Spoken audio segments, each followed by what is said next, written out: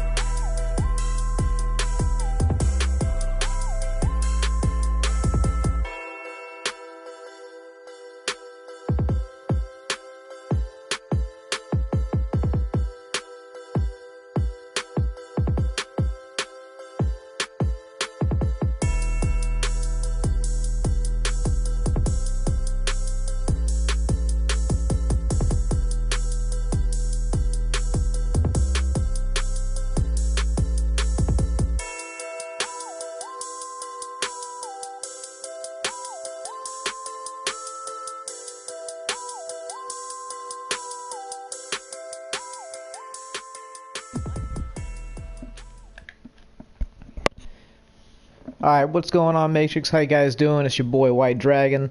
Just gonna be me today. PB the God is asleep. He is passed out, and then Alpha Male is at work right now. So, got a pretty good show coming up today. Let's go ahead and jump straight into it. We're gonna start off with stats this time. Jumping right into passing stats. So, the leaders in the passing game in the NFL, you got rookie Steve Phillip with my New York Jets, 4,051 passing yards. Dwayne Haskins Jr., 3,880 yards.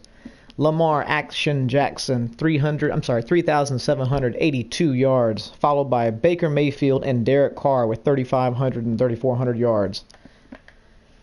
Moving on to the passing touchdown leaders in the league. Again, rookie, let me rephrase that, rookie Steve Phillip with 47 passing touchdowns, followed by Lamar Jackson, Dwayne Haskins Jr., Cam Newton, and Derek Carr.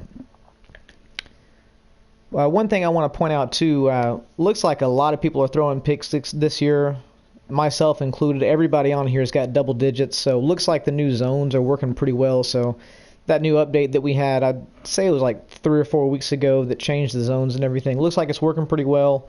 A lot of people with 20 plus, 30 plus passing touchdowns, but also throwing interceptions in the teens and the 20s. So defense is getting better. Let's go ahead and move straight on into the rushing leaders in the league. You got Todd Gurley leading the league with 1,500 rushing yards, followed by Saquon Barkley, Ronald Jones, Rashad Penny, and Ezekiel Elliott. The touchdown leaders in the rushing category, you got Rashad Penny with 20 touchdowns on the ground. Joe Mixon, 16 touchdowns, tied with Hatchett, the rookie, 16 touchdowns. Saquon Barkley with 14 touchdowns, Todd Gurley with 12, and then you've got a tie there with Dalvin Cook and Alvin Kamara with 11 touchdowns. Moving on to the receiving game, my man Robbie Anderson with 81 catches, 1,801 receiving yards. He is an absolute beast this year. Stephon Diggs doing his thing, 54 catches, 1,300 yards. Odell Beckham Jr., 69 catches, over 1,300 yards. And then Julio Jones and Marquise Brown rounding out the top 5 with 1,200 yards each. Receiving touchdowns, Robbie Anderson has broken the record, 29 receiving touchdowns this year, followed by Brandon Cooks with 15, Julio Jones, Miles Boykin, and Nelson in a three-way tie with 14 touchdowns, and then you got Stephon Diggs hanging in there with 13 receiving touchdowns. Moving over to the offensive side of the ball, you got Donald Payne, D. Payne leading the league with 88 tackles, followed by Cole at 87, and Alexander tied there as well for 87 tackles. Roquan Smith with 86 tackles, and then Warner with 85. Moving on to the sacks. It looks like that update also kind of changed the sack game as well, because I remember last year we had guys with 40-plus sacks, 35 sacks, 38 sacks, 32 sacks, so looks like the new offensive line play has really slowed down the pass rush a little bit, although we still do have some guys in the 20s. Of course, you got Khalil Mack. He's unstoppable. He's a beast. He's got 28 sacks. Joey Bosa with 24 sacks. Watson with 22. That's a cornerback, so the guy out there using Watson, he's doing a lot of corner blitzes, getting pretty creative with his blitz scheme. And then you got Brian Burns with 21.5, and then Jermaine Grace with 19. Leading the league in interceptions, another New York Jet, Joey Beach, rookie Joey Beach with 11 interceptions. Budda Baker with 10. He's tied with Micah Hyde there at 10 interceptions. Odom with 9, Allen with 9, and then you've got another tie there with Lee and Beeson at 8. Jumping straight into the season-long rewards, you guys. So the race for the MVP, it's pretty tight this year. You've got my rookie Steve Phillip at number 1. Followed closely by Lamar Jackson, and then Rashad Penny, Todd Gurley, and Saquon Barkley. Looking at all the AFC awards, right now the leader for the Offensive Player of the Year in the AFC side is Robbie Anderson, followed by Steve Phillip, Lamar Jackson, Saquon Barkley, and Joe Mixon. The AFC Defensive Player of the Year, the race is looking like Darren Lee, Jermaine Grace, Joey Bosa, Joey Beach, D. Payne, Jamal Adams. AFC Offensive Rookie of the Year, none other than Steve Phillip, followed closely by Hatchett with the Chiefs, and then Mullins with the Ravens, Yates with the Patriots, and Treo Redford with the Jets. I have no idea how this Rayford guy is on here. I've not done anything with him. I'm guessing that's because of my record, but I've literally ran the ball like 8 times with him. That's about it. AFC Defensive Rookie of the Year, Joey Beach looking like he's going to take it home, sitting at number 1, followed by Keshawn Vaughn with the Steelers, Gunn with the Patriots, Shepard with the Chiefs, and then Outlaw with the Titans. AFC Best Quarterback, none other than the rookie wonder Stephen Phillip, sitting at number 1. Lamar Action Jackson, really close there at number 2. Baker Mayfield at 3 with the Browns, Derek Carr with the Raiders at 4, and Patrick Mahomes with the Chiefs sitting at 5. We had a big trade this year. Saquon Barkley made his way to the Buffalo Bills, and it's working out pretty well for him. He's leading the league for AFC Running Back of the Year. You got Saquon Barkley there at the top, Joe Mixon coming in at 2nd, Ezekiel Elliott with the Dolphins at 3rd, Alvin Kamara with the Broncos, and then Hatchett with the Chiefs. AFC Wide Receiver of the Year award is looking like Robbie Anderson's going to take that home with those 29 touchdowns, followed by Nelson with the Raiders, Odell Beckham with the Browns, Miles Boykin with the Ravens, and then Marquise Brown with the Ravens. The AFC Best Offensive Lineman looking like that's going to be Rodney Hudson, but then you've got a pair of Ravens right behind him with Yanda and Stanley, followed by Schwartz and then Brown Jr. Best defensive lineman for the AFC looks like it's going to be Joey Bosa. That's going to be back-to-back years. Joey Bosa's won Defensive Lineman of the Year, so props to Joey Bosa, looking good out there, and he's young too. Myles Garrett with the Browns, and then you've got Lawson with the Bengals, J.J. Watt with the Texans, and then Jones with the Chiefs. AFC Best Linebacker of the Year looking like that's going to go to Jermaine Grace again at number 1, Darren Lee with the Chiefs at number 2, D. Payne with the Jets, Smith with the Jaguars, and Clowney with the Texans. Best DB of the year, the rookie wonder, Joey Beach, with those 11 interceptions, sitting atop of the board, followed by Adderley with the Chargers, Jamal Adams with the Jets, Chris Harris Jr. with the Broncos, and then Bates the third with the Bengals.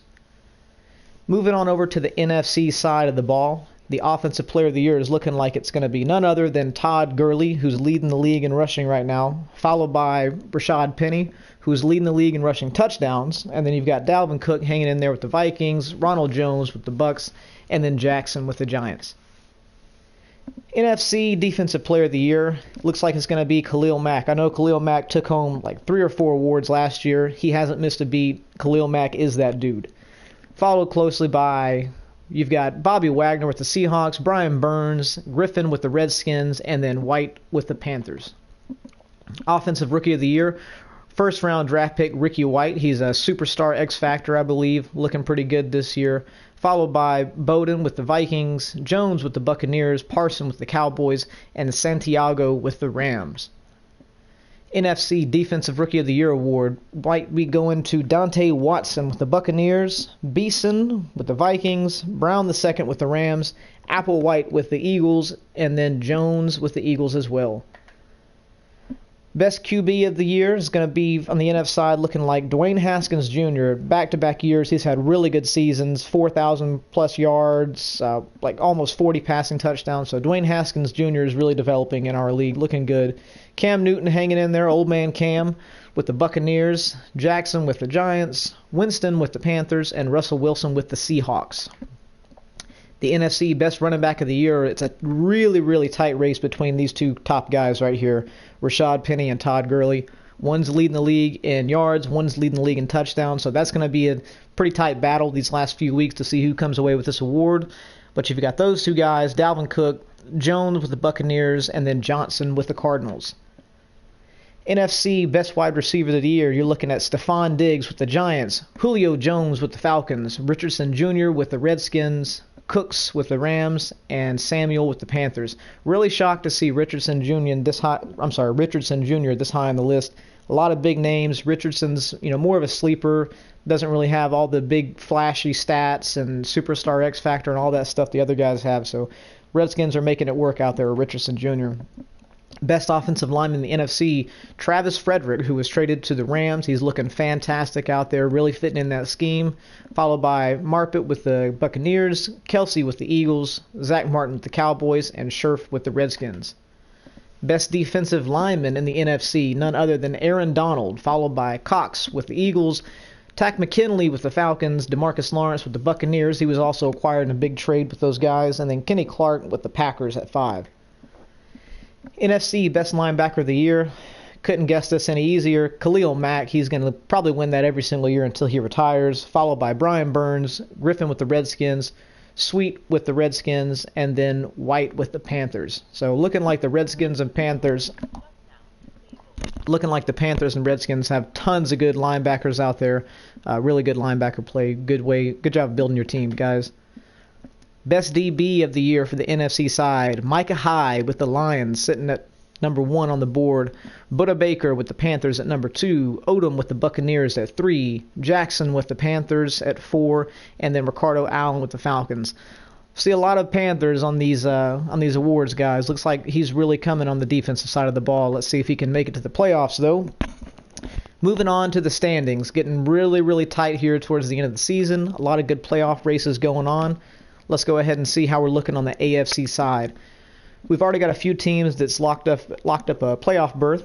The Ravens, the Texans, and the Jets, they've already guaranteed a playoff spot. The Ravens are sitting atop the AFC conference at 11-1, followed by the Texans at 11-2, myself, the Jets at 11-3, and then you've got a lot of teams right there trying to get in. You got the Raiders, the Bengals, Chiefs, Chargers, all knocking at the door trying to get a playoff berth.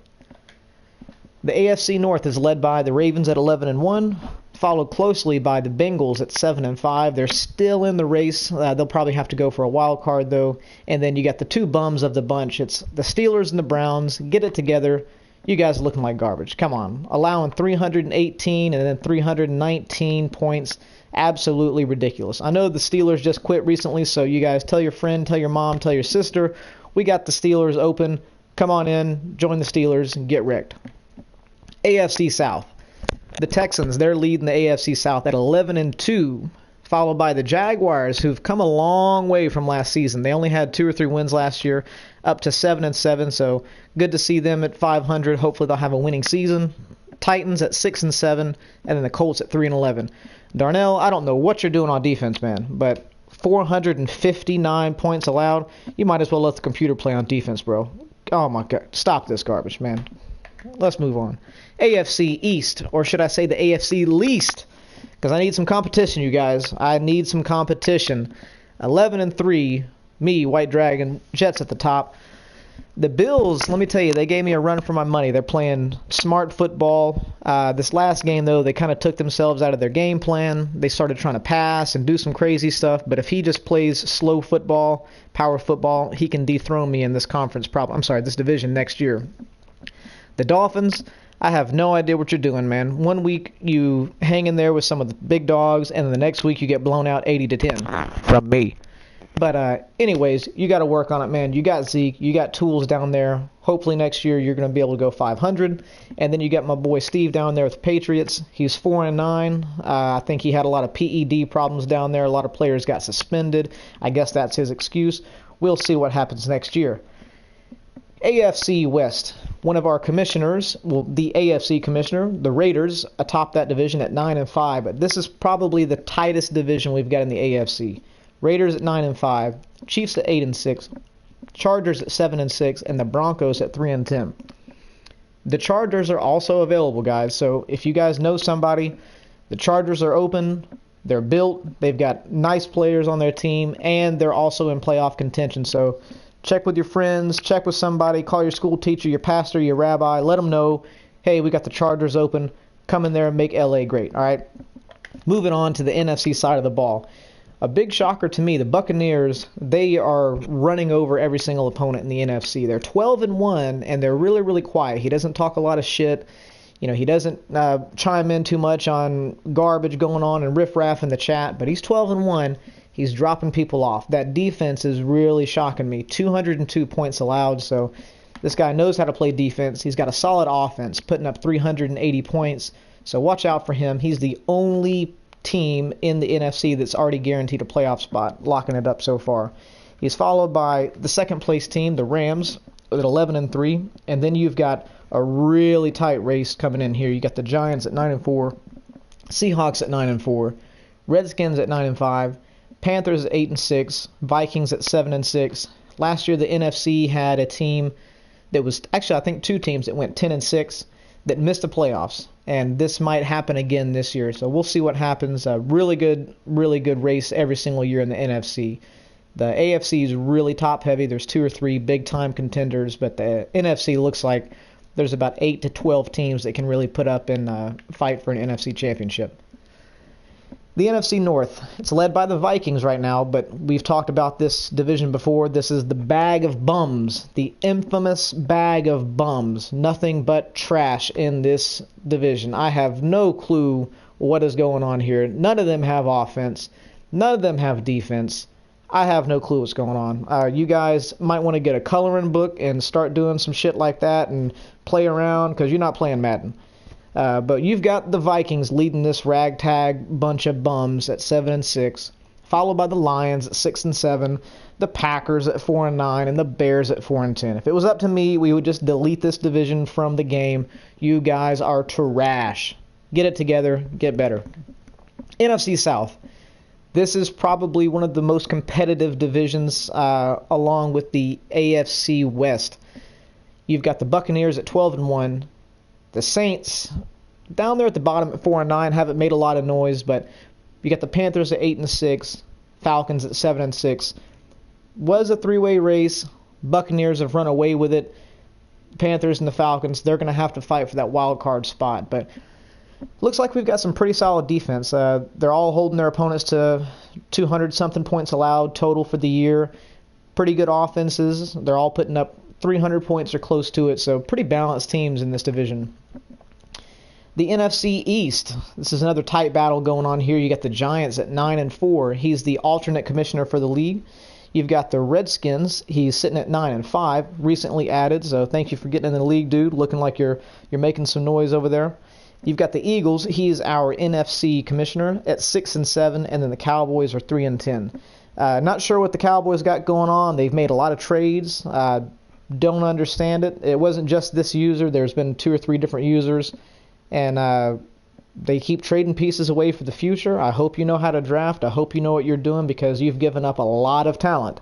We'll see what happens in the offseason. NFC West.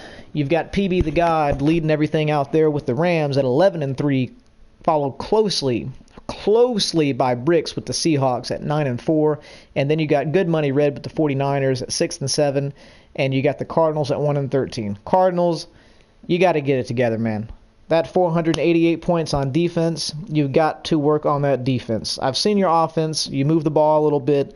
Kyler Murray, he's crazy out there looking like Mike Vick running around, but got to get that defense on point, man. Got to get that defense on point. You're not going to be able to hang with these other guys. We'll see what happens in the offseason. Hopefully this division is going to get a little bit more competitive from the bottom perspective. 49ers got a lot of young talent. Get in the lab. Get it going. That's pretty much it, you guys. We'll have another episode next week on Monday. For all the new players, make sure at the end of the year you do whatever cuts you want to make. And we'll go ahead and clear your cap penalty one-time complimentary. For all the other users, if you played all your games this year and you had no force losses or any unscheduled sims, we will either clear your cap penalty or you can have a player trait upgrade. Not a development trait, but a trait upgrade. So like if you have an offensive lineman and he doesn't have the discipline trait, we'll give you that instead of the clear cap penalties. So make sure you play all your games, guys. We have the Chargers and we have the Steelers available. I'll probably reward you guys if y'all can bring me some users to fill up those spots. So we'll do a little something for you. Make sure you follow us on Twitter at Matrix Madden. Follow my YouTube channel, White Dragon 1987. You can see all of our videos that we've had in the past. We also have a Matrix Madden YouTube channel. I haven't got it up and running yet. Still just kind of doing everything off of mine.